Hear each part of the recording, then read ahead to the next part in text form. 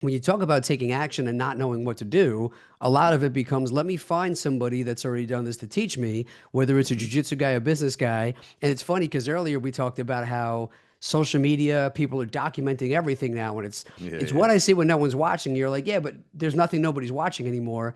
But then you brought up a great point earlier where people are documenting stuff for 100 years from now. They might go back and try and study us, but Hmm. they're studying people that are full of crap, and those videos were not real, and those people didn't have those cars, and that guy didn't have the black belt. And we talked about the McDojo thing, and I like this because like we say a lot of the same things where the first thing I do, like I came to see you, you were a phenomenal teacher, awesome guy, and we had like a shoulder to shoulder conversation at the end, just like you Yeah. said.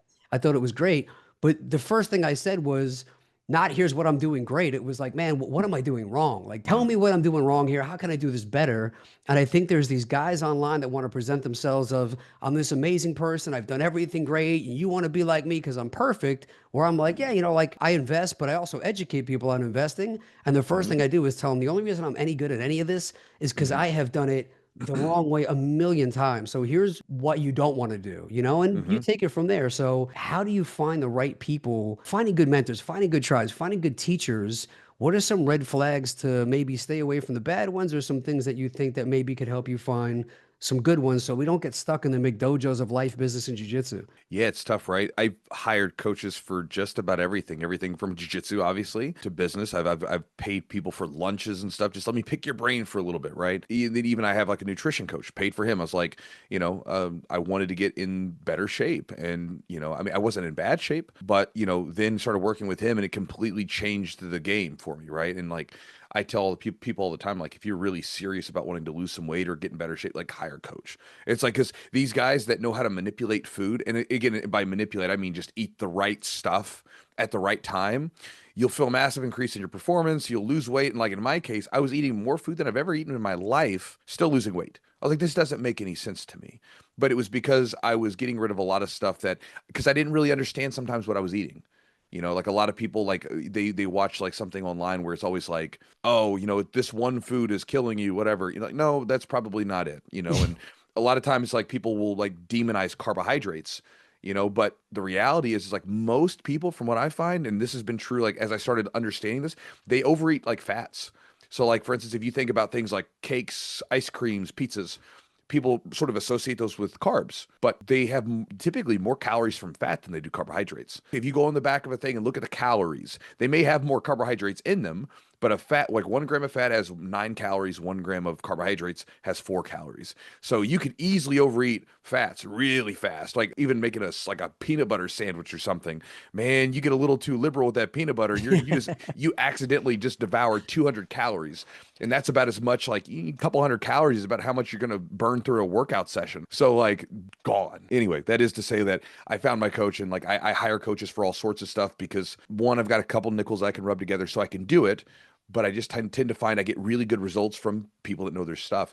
As far as like sifting through all the muck to find the actual real from the fake, it's tough, man. People try to put on a good show. To me, going back to my old mentor, Al, when I was a young kid growing up, I thought about like business owners or people that had a little bit of money, that they were just living some crazy lifestyle. Everybody was doing it, that they were all driving Lamborghinis and Lexuses, and they had ginormous houses. And here was a guy who owned multiple businesses, had a ton of property, right? I mean, I forgot what it was. I don't know. It was close to like 100 units back in the day.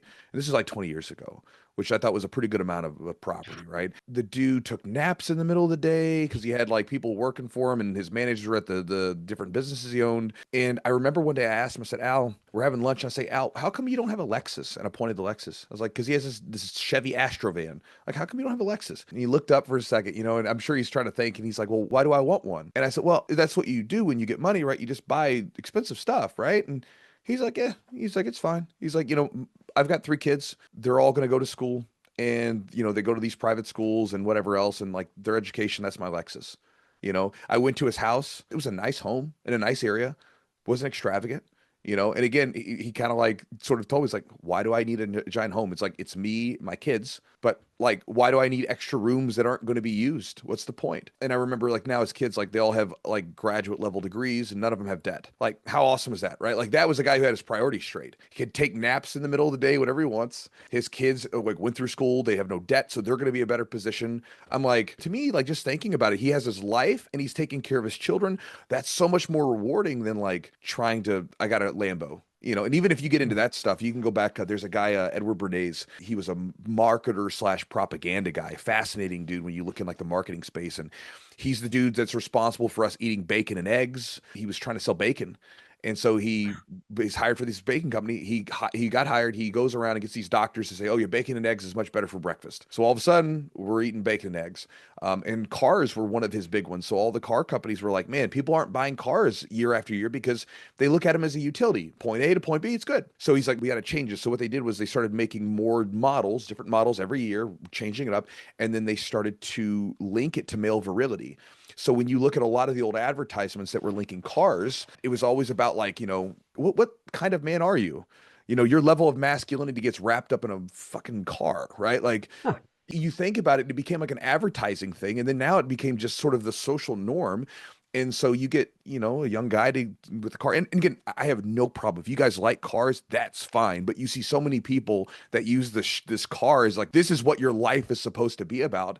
Like, really? That's it? Some car? Like, if you're getting ready to kick the bucket and die, you're not going to give a shit about that car. And so for him, I think he gave me like a different perspective that I wouldn't have had otherwise. And so like a lot of times, like to just for me, my red flags go up anytime I see someone trying to like do this thing, like, look at all this shit that I have. It's fine if you got it and there ain't nothing wrong with it. But if you're trying to sell me, not on your abilities, but on the shit that you have, that's where I'm like, turn off. And if you dig just a little bit through most of that stuff, it's almost all smoke and mirrors, and you get these guys that are just basically their only successful business is teaching you how to run a successful business or how to make money, right? The way they make money is teaching you how to make money. They never made money on their own, so they sell you how to make money and they just regurgitate because information's out there on the internet. They just regurgitate it.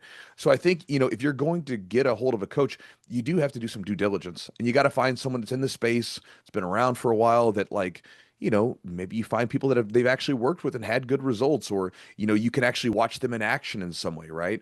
Like on YouTube, like I went back and years ago was finding people that had done YouTube, not the guy selling the how to be great on YouTube course, but I was like, found a guy who had a YouTube channel, I was like, that was doing well. I was like, "Hey man, can I talk to you? Can I just like pay you for some time?" And I'm like, "Sure, no problem." Right. Like, cause I'm just interested, like, how did you do this? Just to get some ideas. Like, how did this all work? Right. Or even like back in the day when I was getting into the jiu-jitsu gym space, I found guys that had gyms. I was like, "Hey, can I bug you?" Most guys are kind of okay with sharing some stuff from time to time. And then if they want to do some sort of paid coaching or something, then perfectly fine. But I think you want to find people that have actually done the thing, not just taught the thing and never actually putting it into practice ever. That's the way I look at it. And again, maybe there's some differences to that, but I just find that like a lot of times just the guys that are online trying to sell you on the Lambo, just it tends to be the people that are just full of it.